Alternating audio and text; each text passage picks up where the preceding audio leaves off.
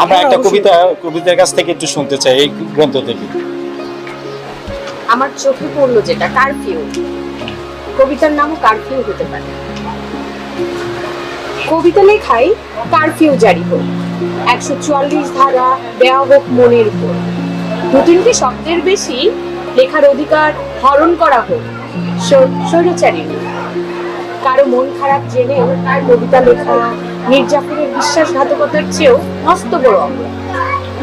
আমি প্রেমের কবি, কবিতায় অক্সিজেন খুঁজি, অথচ কেউ মন খারাপ করে কবিতা দেয় আত্মহত্যার সাথ।